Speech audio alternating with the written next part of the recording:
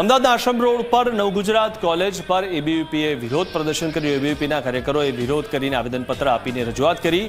MC Shah કોલેજમાં વિદ્યાર્થીઓ સાથે અન્યાય થતો હોવાના આક્ષેપ તેમણે લગાવ્યા।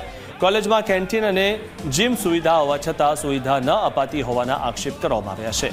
ફી લેવા છતાં સુવિધા ન અપાતી હોવાના પણ આક્ષેપ કરવામાં આવ્યા છે। તેમજ સ્પોર્ટ્સ શિક્ષક કેટલીક ગેમમાં હાજર ન રહેતા વિદ્યાર્થીઓએ ગેમમાં ભાગ ન લઈ શક્યાનો પણ આરોપ લગાવવામાં આવ્યો છે। સુવિધા નહીં મળે તો ઉગ્ર આંદોલન કરવાની ચીમકી પણ ઉચ્ચારવામાં આવી છે।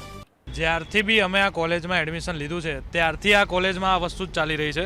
અમે જેટલા દિવસથી આવ્યા છીએ અમે ક્યારેય જીમ નથી જોયું, કેન્ટીન નથી જોયું, ક્યારેક કેમ્પસમાં ઊભા રહ્યા હોઈએ તો પણ પ્રિન્સિપલ સાહેબ ખુદ આવીને બહાર નીકાળી દે કે જ્યાં બી બેસવું હોય કોલેજની અંદર બહાર નહીં બેસવાનું। તો કેન્ટીનમાં વિદ્યાર્થી બેસી ના શકે તો કેન્ટીનની સુવિધા શું કામની? અને જીમ ખાનું ક્યારેય ખોલવામાં આવ્યું નથી।